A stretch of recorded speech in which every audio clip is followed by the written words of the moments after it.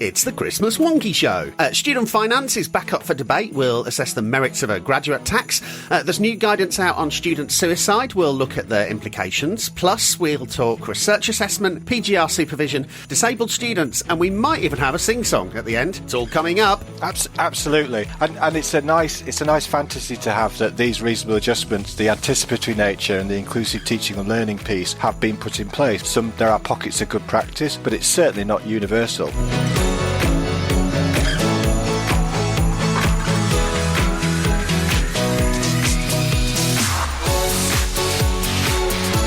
Welcome back to The Wonkhe Show, your weekly way into this week's higher education news, policy and analysis. I'm your host, Jim Dickinson, and here to deck the halls with boughs of policy, as usual, three top-flight guests.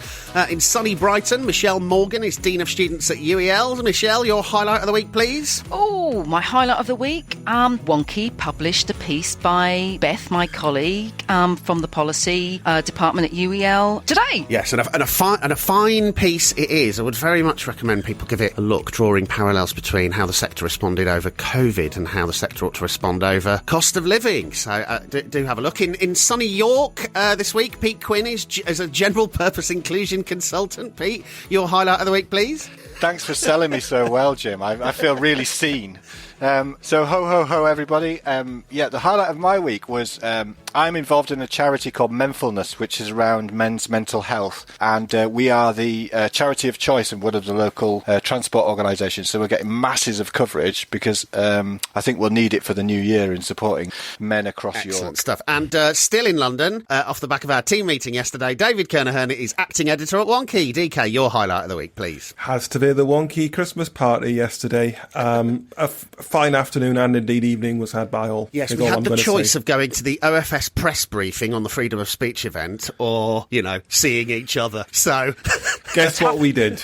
Tough one, gentlemen. Really tough one. Yeah. It took us ages to agonise over that one. Right, yes, so we start this week with student finance. UUK has launched a big conversation and the University of the Arts has commissioned a look at some options, Pete. Thank you. So it's called a national conversation on the future of university funding, and it comes from it's strange that we're still having this conversation when we've got Deering told us, Brown told us, the Augur Review told us, but here we are again looking again at how we fund UK higher education. It's really needed for several reasons, which include that the student maintenance package, which is separate from the fees package, is at its lowest value for 7 years. Universities are making losses on domestic teaching. Research costs aren't being fully funded, and internationally the lowest share of public funding in the OECD is the UK, with 24% put towards university higher education rather than 66%, which is the average in OECD countries. So, London Economics this week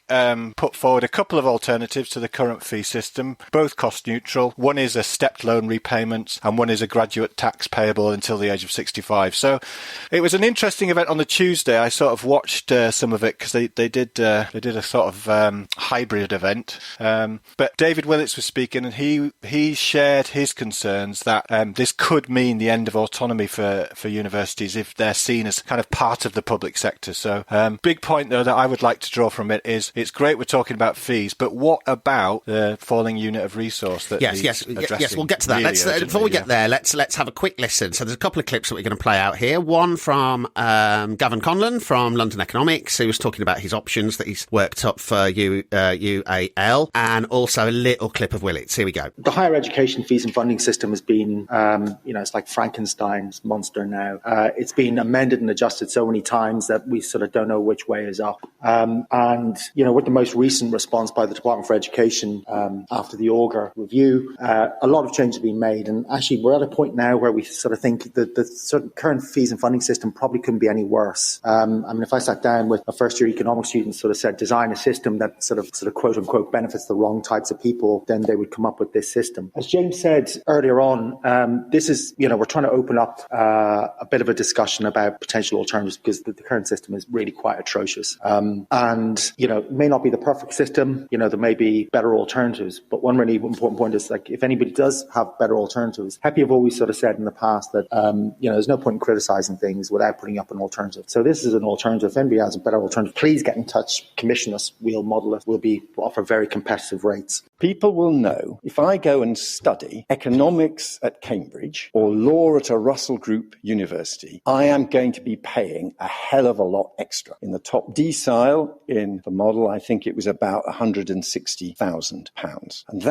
And people will be able to see that. So we will have, uniquely in the Western world, a higher education offer that is more expensive than the most expensive American university. And although at the moment, I think he's overdoing it, Rishi Sunak and senior members of the government are worried about very low earnings courses and cutting back in those. This is absolutely precisely targeted on very high earning courses. Why on earth would you go and do economics at Cambridge or engineering at Imperial if you are taking on the high risks of very high tax throughout your work life? You can see the offer from Yale and Penn State and Sydney now. Come to us. Of course, you can go back, and that's why the migration issue is the wrong way around. Of course, you can go back then to Britain, but don't worry, you'll have had a really good economics education out here, and then you can go back and pursue your career. And unlike the mugs alongside you in Barclays or Goldman Sachs or Cliff Chance, you won't be paying this ludicrous high graduate cost. Or of course, you can go private. You can say, I won't go to it. I won't participate in the scheme. In other words, you do have a real problem of exit. It's not just a issue principle. Now, there's some other issues, and we mustn't get bogged down, but the other issue is, in a graduate tax, who are the graduates? So can you apply it to people? We have no list of British people who went to university. You could, I suppose, apply it to people currently in the student loan system. And look, I have argued that it should be possible to adjust the term of their loans, but I suppose you could try to say everyone who's currently in the student loan system, you're now facing a completely different tax regime. I think that would be politically impossible myself, given the difficulty of even making very modest alterations. You could, I think, and this is where the Blairite-Brownite dispute ended up, you could announce a graduate tax for all people, all future people going to university in England. It will set aside the interesting federal question as well. You do that, I suppose. But then the Blairite calculation is it's 20 years before you start collecting back serious money. So you then open up an interesting debate about how you finance higher education for the 20 years before your graduate tax is collecting the money. DK, to some extent, it was what wasn't discussed at the event that was interesting, wasn't it? Well, the debate about fees and funding has always, especially in the last 5-10 years, it's felt kind of really constrained by the parameters that were drawn for us after the Brown Review. I was struck by the fact that all of it still assumed that all of the funding is going to follow the student. All of it still assumed primarily that students themselves would be paying for the majority or the entirety of the cost of their own education. And it just felt like if we are going to solve this problem, and it is now, I think that we're all clear, a problem that does need to be addressed. We are going to have to think more broadly than that. I was interested to hear Pete mention the unit of resource, which seems to be an idea that's coming back into fashion, that we think of the total amount of income a university gets per student, which may include funding that directly follows student numbers and may also follow a more general allocation as with the strategic funding offered by OFS. There's a lot still to go on this. I think the Universities UK piece was particularly good in that it's an evolution from what they've traditionally done, which is to get a bunch of vice chancellors together and say, can we have some more money, please, if that's all right with you guys? It is starting a national conversation, and there's a lot of great little facts to drop into conversation. I was struck by the fact that the UK has the best continuation rate in the OECD and is also significantly better at graduate returns in terms of salary and skilled work than any other country in the OECD. Yes. Michelle, obviously you're on the site this week talking about, cost of living and one of the things that wasn't really discussed in any detail was student maintenance the other day. It did strike me that one of the things that no one seems to be kind of working on is working out how much a full-time student needs, because until you work that out, you can't really work out how to split it between parents, part-time work and the state, can you? You do need to kind of work out how much students need first, don't you? Yeah, I agree. And I think this has been my frustration when I've been sort of reading through the proposals, is that it doesn't factor that in. And for me, with, my UKCG hat on and, my work with postgraduate, in all of this discussion about the future of funding, whether it be the step loan repayments or the graduate tax, it totally ignores those who also have a postgraduate loan. And any decision needs to factor this in. We've got 58% of full-time postgraduates in 2021 who are between the age of 21 and 24. So they will have accrued debt under the current scheme. And got to remember that the loans are paid concurrent. So you're paying the undergraduate repayments at 9% and 6% for the postgraduate loan. And remember that the threshold for the postgraduate loan is 21,000, not between 25 and 27,000 for plan 2 and 4. And with the increase in postgraduate fees, that in many cases, the postgraduate loan doesn't even cover the fee. And it needs to be factored into the discussion. Because what about postgraduates who have to go onto a postgraduate qualification in certain disciplines such as STEM subjects because it's required for charter status and career development? And it would be ironic that a model adopted to create career advantage is actually going to create social and career disadvantage. So if we don't get the model right, it's going to lead, in my opinion, to many social issues further down the road. Yeah, a real mistake to kind of ignore or at least set aside or pretend it's not there, the postgraduate question. Yeah, absolutely. Pete, one of the conversations that did come up during the event that I thought was interesting was, effectively, Gavin, to some extent, had been asked to solve this problem of the reforms that Michelle Donnellan snuck through earlier on in the year being regressive, but then there was some pushback from panellists arguing, well, maybe it doesn't need to be progressive. Does it need, does the repayment system need to be progressive? Does that matter? Does it matter that, nurses will end up paying more for their higher education than bankers? Of course it does. And I think that's the crux of the issue at the moment, that we've got a lot of people who do the most valuable work, arguably, for society, are the least recognised. And I think what's also missing in this wider conversation is the disability tax, for example, where disabled students, disabled people pay more for accommodation, more on transport and travel, and more on other areas, which is completely missed in the maintenance package. It's always been kind of upsetting to me that for years this has been not understood by parents, carers, students themselves, about that the maintenance loan doesn't cover your maintenance costs now, and then other people are penalised for having particular characteristics where it behooves you to pay more money. Yes, it would be strange, wouldn't it, to not think about the characteristics of debt load and total repayment when in other contexts during the experience we're constantly thinking about different characteristics in students. Yeah, and DK, just on the politics of all of this, where will all of this go? Weren't we supposed to have a kind of view from the Labour Party by now on this sort of stuff? Because presumably we're not. Keir Starmer isn't going to wander into the next election with the same free education pledge that Corbyn had, is he? I would be very surprised if he did. It's a difficult pledge politically to climb down from, in that it's become one of these totemic things around certain parts of the left, and certainly the graduate left, that the current fee system is unfair and unfairly places most of the burden onto students. The UAL thing, there has been a little bit of back-channel gossip that this actually is as close as we're going to get to a Labour Party approach to looking at the fees and funding issue. It's obviously offered a couple of policy possibilities. We have to hope it's a start of a conversation in the same way as the University's UK work is a standard conversation. We are a couple of years out from an election. People do tend to talk at the moment as if the election is like next week or something, and this government's basically done. We've got a lot more road to get down. I would put an outside bet on some kind of a major review of fees and funding that would happen between the parties, and we would punt the issue upstairs to some dignitaries who would call in evidence and write another report, getting on for 5 years or so after the Auger review that would take a less constrained and kind of more fresh use of this. But certainly in terms of Labour positioning, the idea at the moment appears to be not to have any detailed policy on pretty much everything, and just basically fill in the gaps as we get nearer the time. And, looking at the polls, you can see that, at least on the surface, is working. It's not going to last, but for the moment, I think this is where we're going to stay. Great. Now, let's see who's been blogging for us this week.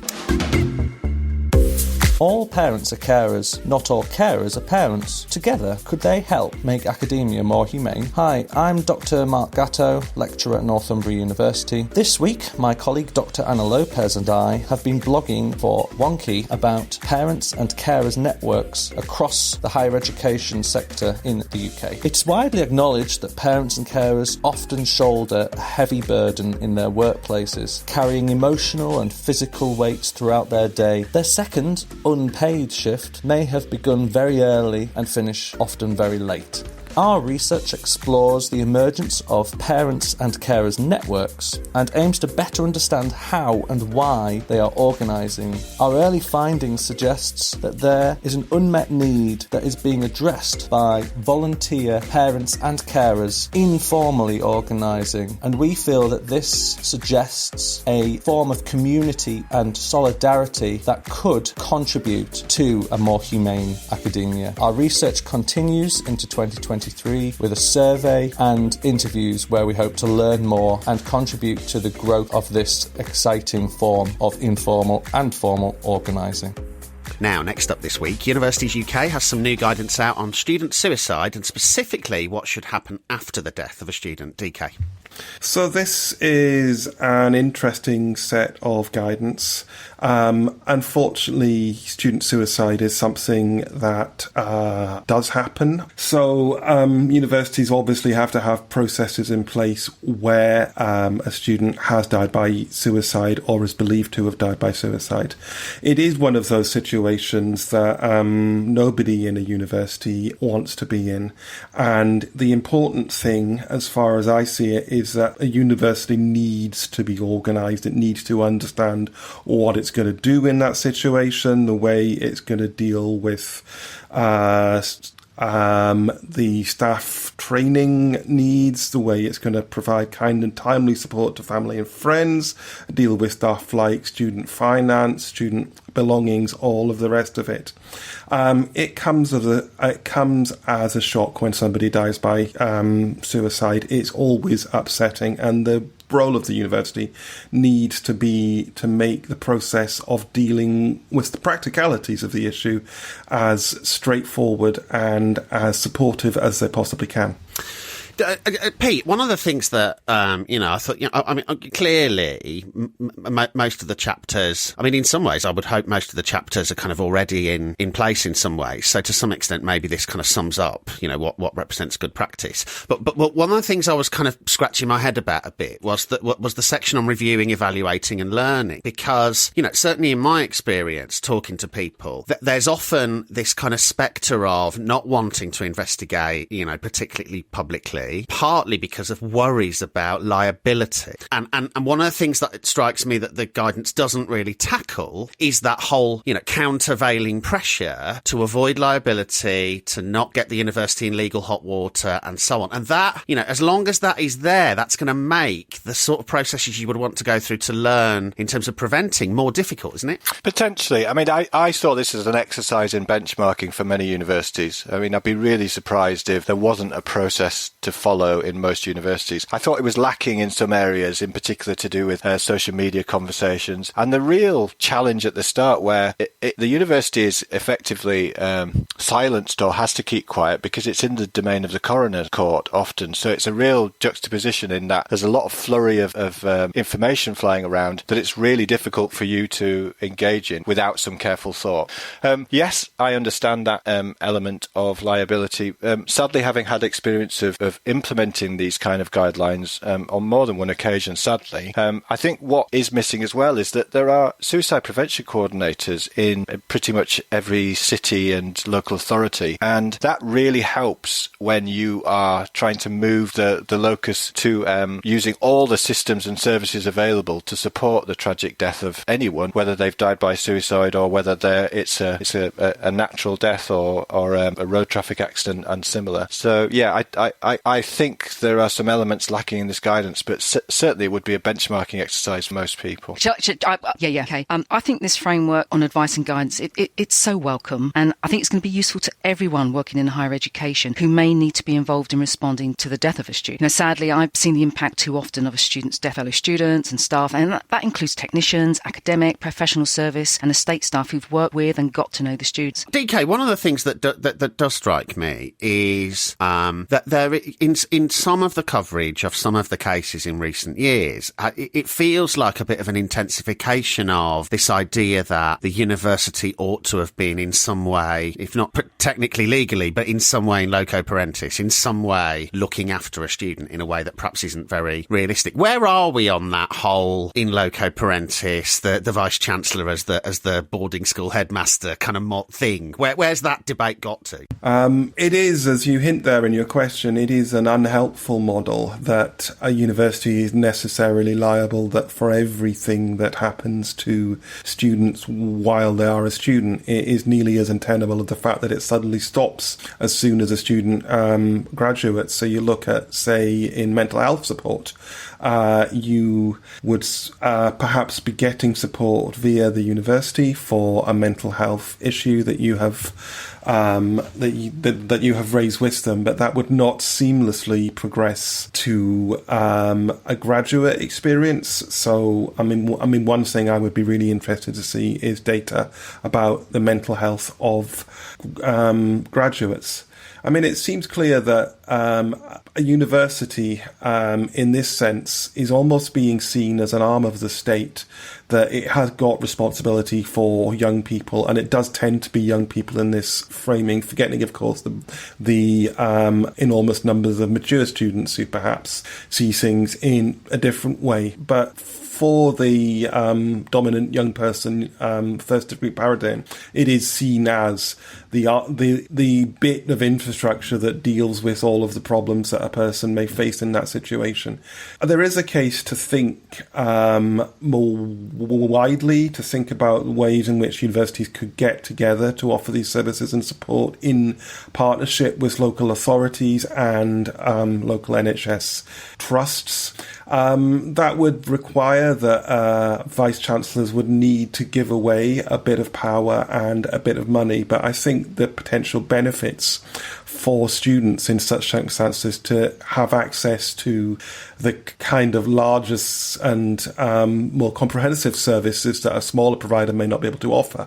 I think that the benefits absolutely outweigh that. Pete, one of the things that strikes me, because obviously OFS, certainly in England, has had some money out recently via the government on strengthening partnerships between universities and trusts, local NHS trusts. But I mean, everything I read in the press and all of the reports, there's a report out a couple of weeks ago from the NHS suggests that mental health services in general, and particularly youth mental health services, are absolutely on their knees. And you can't really strike an effective partnership with a partner that hasn't got any time or money, can you? Absolutely not. And 2016, the Mental Health Foundation published a report that showed on average there is a 10-year gap between someone being initially diagnosed with a mental health difficulty or identified and then receiving treatment. There's chronic underfunding in those services. Although I would say that there are opportunities already, and many are used, to liaise with the local authority major incident response teams. Sounds a very dramatic title. It's usually a group of volunteers who have counselling or other frameworks that they can help and support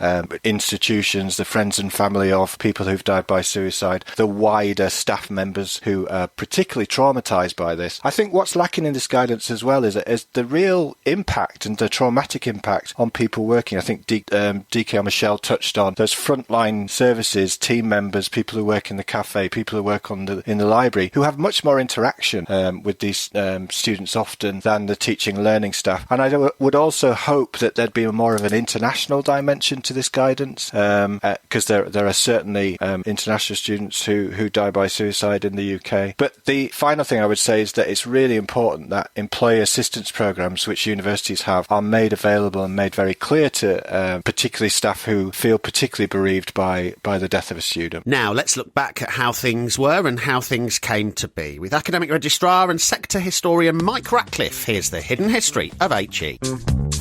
Okay, so I think that one of the meta themes of Wonkhe is how we get universities and policy stuck together. And there are whole books published on this now, which are excellent. But the best way you could possibly manage this is for universities to have their own MPs. How much fun would that be? And the good news is, for over 600 years, that's what we had. I probably need to amend that. It wasn't 600 years, it was about 400 years. So, for ages, we had our own MPs. What happened was, beginning of James I and VI's reign, when he came down from Scotland, he wanted to summon a new parliament, and the university thought this was a great way of having their own MP. So Oxford and Cambridge got themselves organised. They had a discussion with the King's ministers about what the best thing to do would be. So the King's ministers wrote back and said, look, on the whole, it would be good if you didn't send the Vice-Chancellor, send us 2 people. And they went up to the university's governing body to decide who the 2 members of Parliament for the 2 universities would be. And so over time, what happened was that got coalesced so that people got to have a vote because they're democratic institutions. And so slowly this became a way of getting to have MPs. And they were just normal MPs after a while. They weren't just representing the university. They just did normal things for the university. So they went through a long line of distinguished people, but not a very distinguished electoral process because it was just down to the governing body. Everyone who had an MA could vote in it. And therefore there was an awful lot of what you would have effectively call vote rigging. King sending delegates, the Chancellor of the university would nominate somebody, and it was, woe betide the university didn't send them back. So curiously enough, they had one of the university chancellors of Cambridge managed to get his nephew appointed as an MP.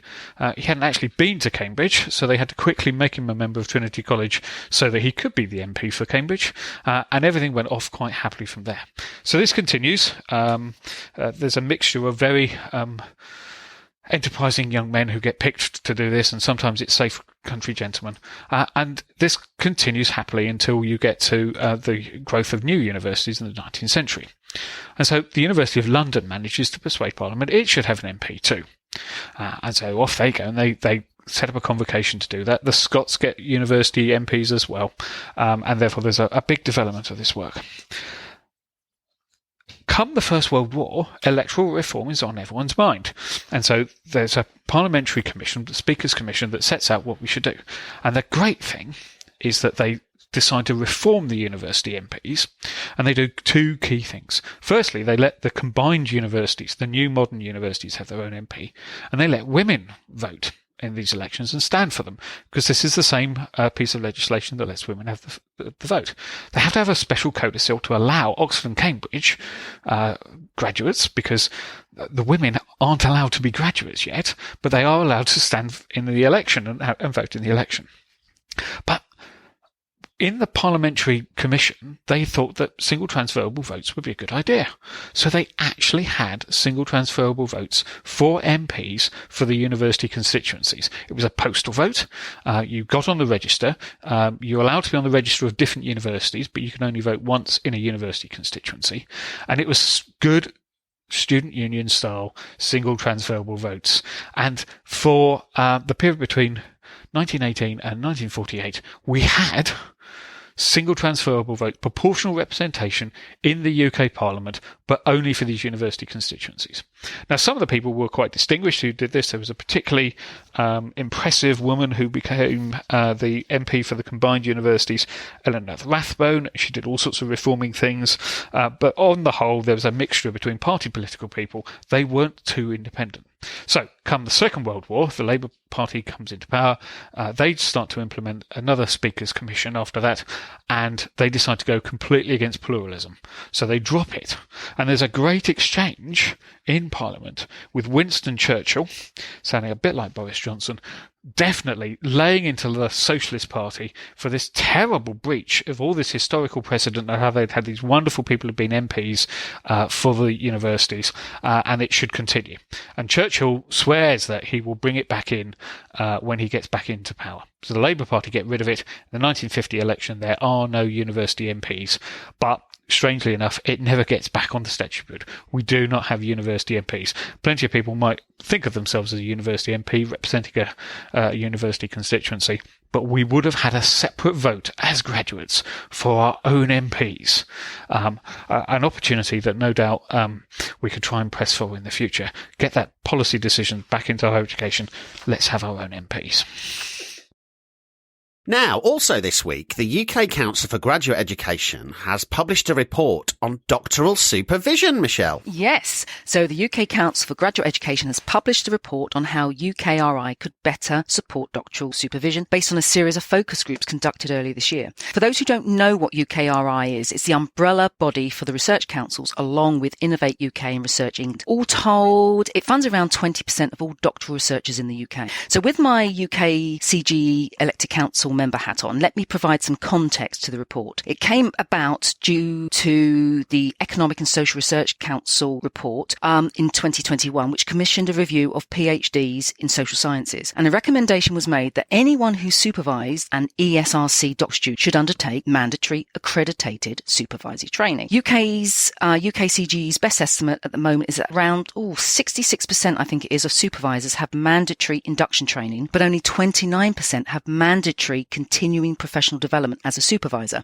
And we know this from the UKCG's 2021 UK Research Supervision Survey. So this ESRC recommendation was certainly a challenge to the sector. Anyway, on the back of this recommendation in the ESRC review of the PD and in the context of the New Deal for Postgraduate Research, UKRI commissioned the UK Council for Graduate Education to find out what it could do better to support doctoral supervision. And it's important to recognise that this report is a scoping document, with UKCGE being commissioned to find out whether UKRI should write a statement of expectations for supervisors. So to the report. The report notes that institutions have their own guidelines for supervision, but recommends that UKRI should publish a high-level statement of expectations for supervision, as well as conduct more research on existing institutional guidance, which this report indicates would be cautiously welcomed by the postgraduate sector. Other recommendations include clear guidance on what counts as bullying and harassment in doctoral supervision, research supervisors should not have a role in funding decisions, and that workload allocation for supervision should be mandatory. Pete, one of the things I was thinking about this when I was looking at it was, I mean, those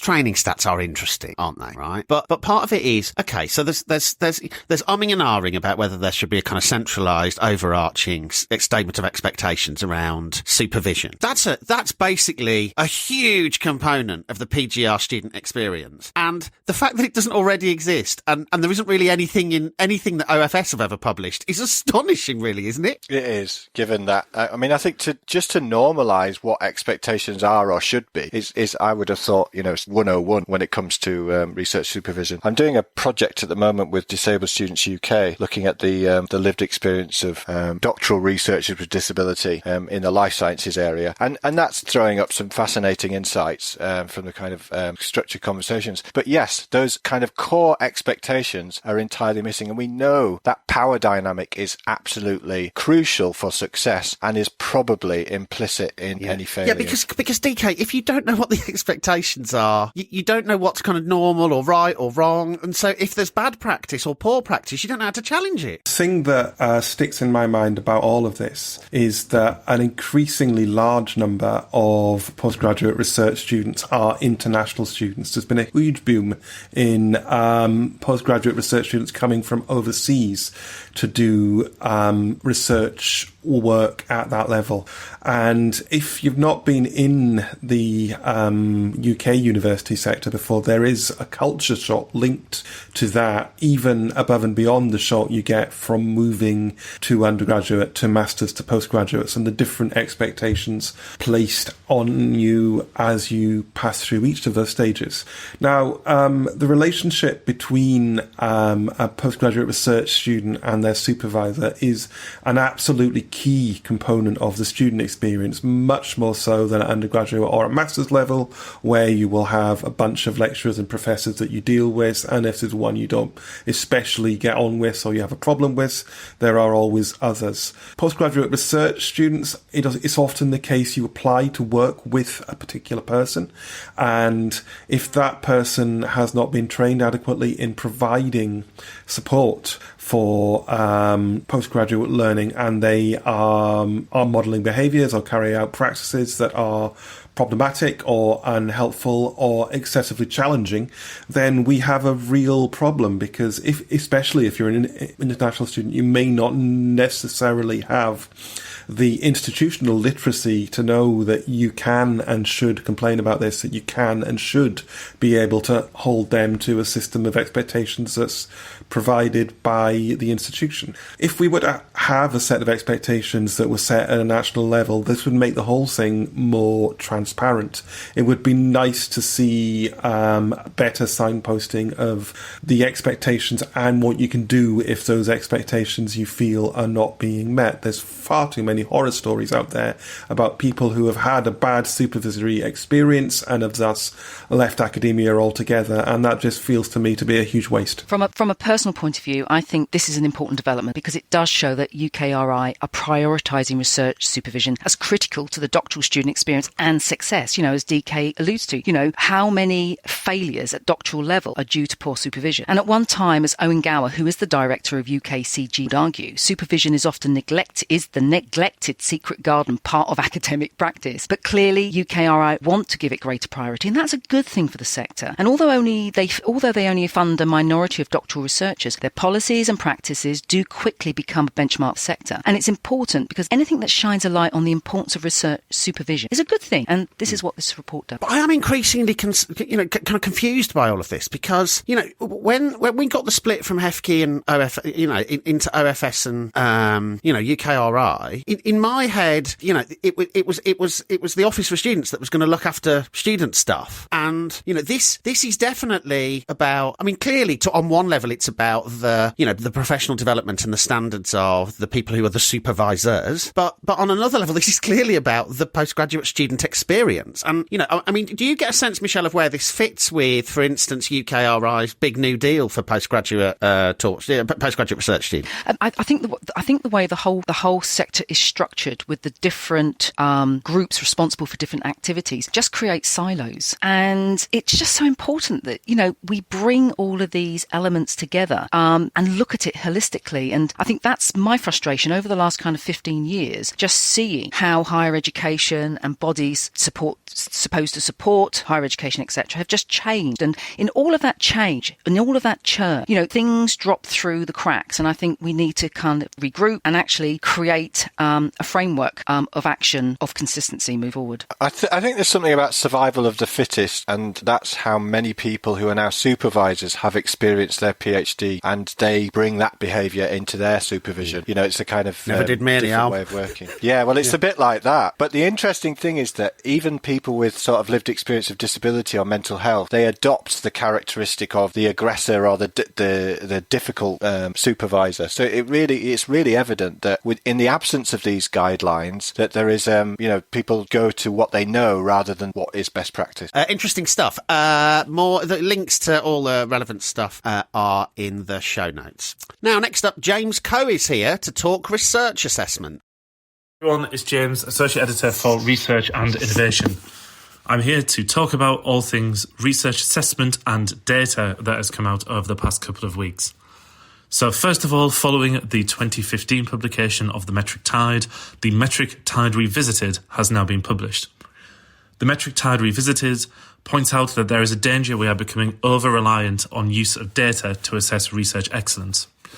Data alone cannot give us the rich picture of the environment and context of which institutes are carrying out research activity.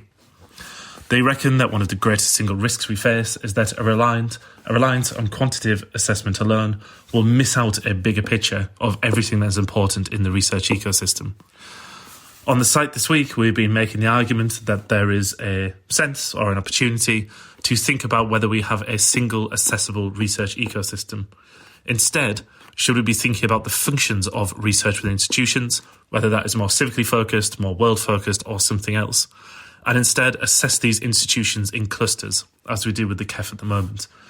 It would be a significantly different research exercise, but as the report calls for a revolution over 2 assessment cycles or radical change, to use their terms, this could be the ideal moment to have that debate. Elsewhere, DK is thinking about the use of automation in research assessments and how we get that right balance between cost efficiency and thoroughness in any future research assessment exercise. Elsewhere, there has been a quiet but important inquiry into the use of research statistics. As many listeners of the podcast will be aware, there's been a proposed revision of the UK's R&D density from 1.7% of GDP up to 2.4%. This change has come about due to a perceived error in sampling methodologies around R&D activity. To put it in short, the current method we use for R&D activity, for measuring R&D activity, was developed in the 1980s, where the presumption was that most R&D activity was taking place in larger businesses. As sectors have changed, as the workforce has changed, as the wider economy has changed, this is likely no longer the case, which means that by using the methods of the 1980s, large amounts of research activity taking place in small and medium enterprises has been overlooked. The consequence of this is not only that we may be underreporting the size of the R&D economy, but that there may be sectors that have strengths that are unexpected, there could be places where we are overplaying strengths, and there could be greater regional concentrations of strengths that we've not yet anticipated. The follow-through of this could be enormous. It could change investment strategies, it could change our whole R&D approach, and fundamentally change the way universities partner with business and undertake activity of their own. OK, finally this week, a group of Wonkhe SU subscribers have been talking about disabled students. DK, what have they been saying? So, I mean, this is your work, really, Jim. This is you getting a bunch of people together to talk about the experience of disabled students and what kind of interventions might actually make a difference in their student experience. There is a sense with interventions for disabled students, it can often be a binary thing. Either you put those interventions in place and a person can access higher education, or you don't and they can't. So it does feel to me the way that the law stands as regards the need for reasonable adjustments and the need to plan ahead to do that rather than constantly having to respond to express needs, thinking about these things in advance. That we should be a little bit better than this as we actually are. So, I mean, one of the things that came out of your focus group that I liked is the idea of an annual self-audit of gaps in reasonable adjustment plans. People tend to write these plans alongside their course descriptors or module descriptors, and then they just sit there until the course gets updated, and quite often they're just copied across at that point anyway, to build in an annual point where you look at it and say, look, are these mitigations working? Has anything come up this year which meant I will have to change this and I want to change it going forward? I think that is a really important thing, and just bringing these issues to the forefront of course delivery and student support teams to make sure that all students can get to the stuff they need. The other recommendation, which I'm not as sure about, is there was a recommendation in there for a National Disabled Student Survey bolted onto NSS.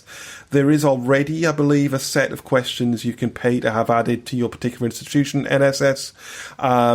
If we are doing the whole reasonable adjustments embedded in advance thing, we should really not need to single out disabled students' experiences, particularly after the event.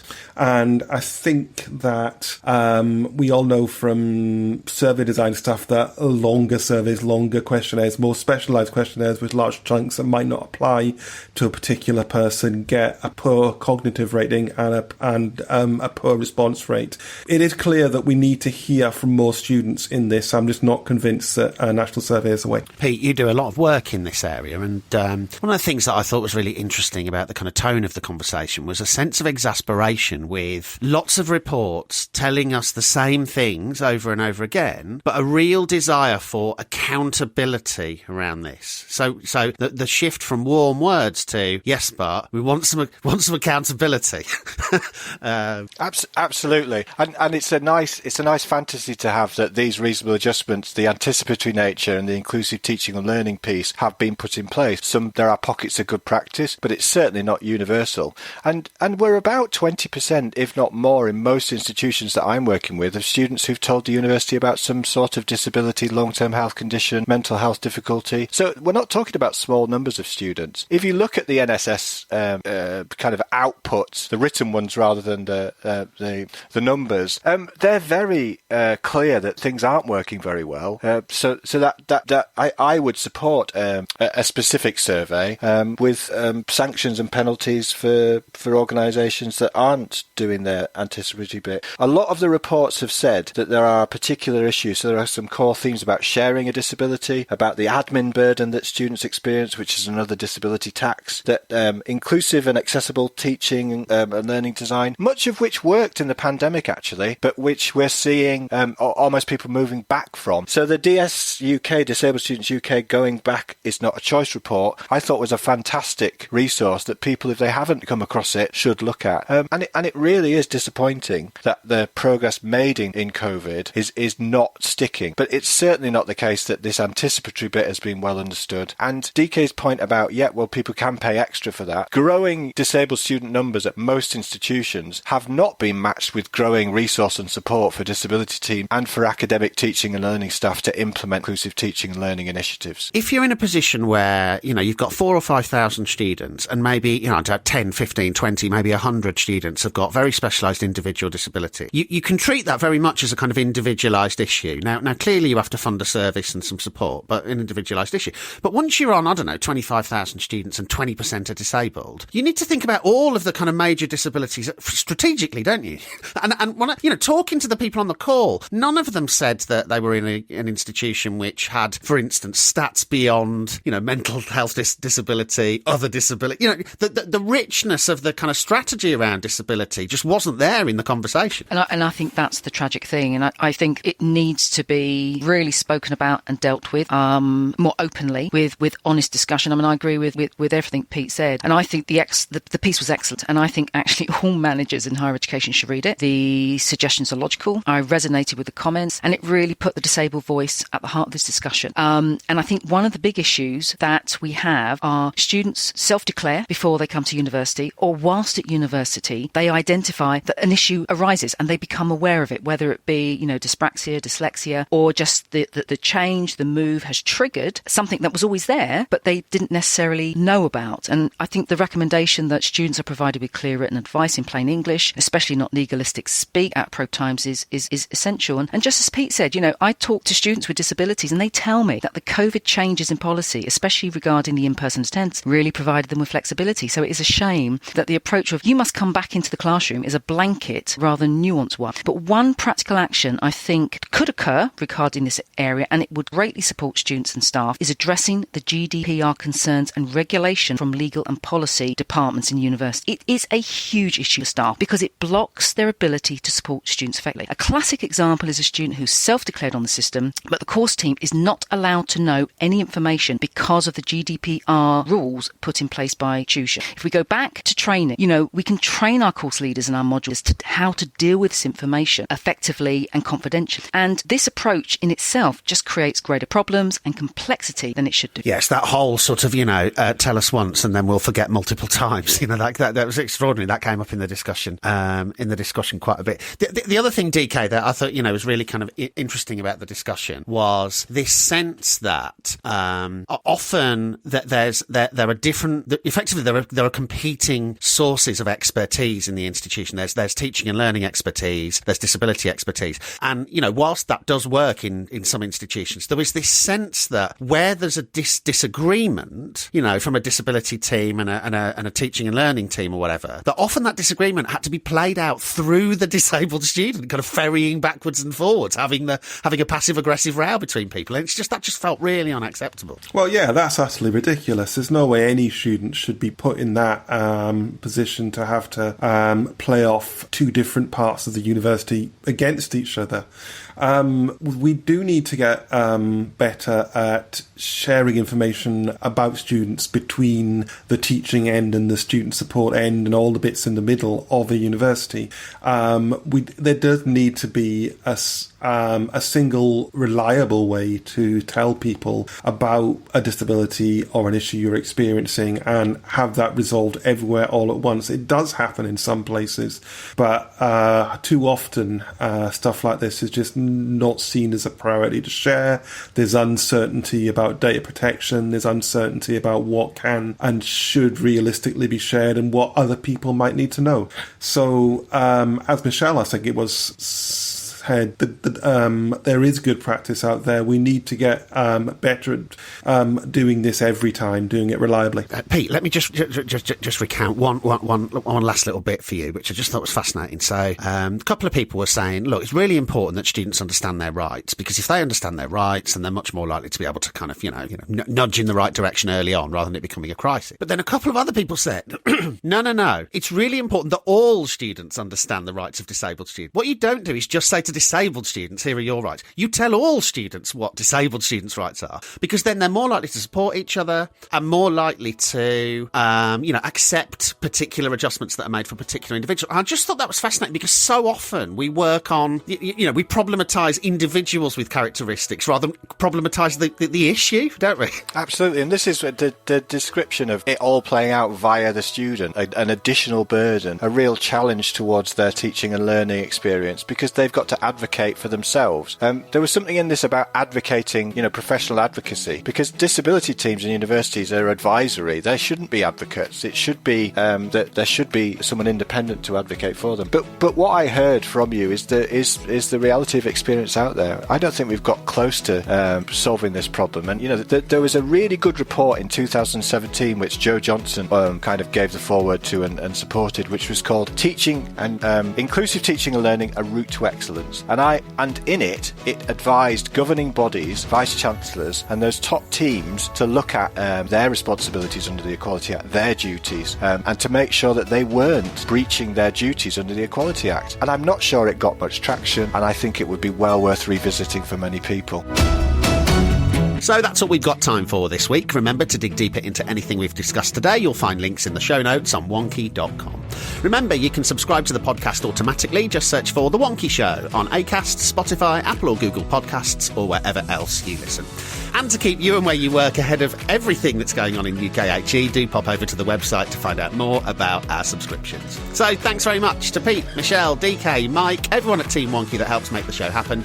And until next year, slay Wonkhe. You better watch out, you better not cry. If your metrics are bad, then you need to know why. The OFS is coming to town. They're making a list, they're checking it later, because they have concerns on your progression data. The OFS is coming to town. They turn up on your campus, the boots are on the ground. If you're below the threshold, then you know they won't mess around. Wherever they look, wherever they see, you better not forget to cover that fee. OFS are coming to town. They're making interventions all over the nation, but don't bother responding to their consultations.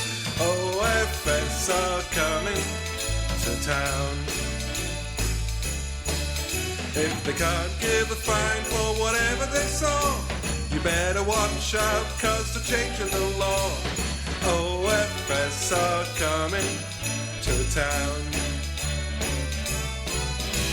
The thresholds have been published, the dashboard up there too. And if you fall below the line, it'll be bad news for you. You better not shout even if you're losing, 'cause in this day and age you only answer to Susan. The OFS are coming to town. The OFS are coming. I said the OFS are coming. The OFS are coming.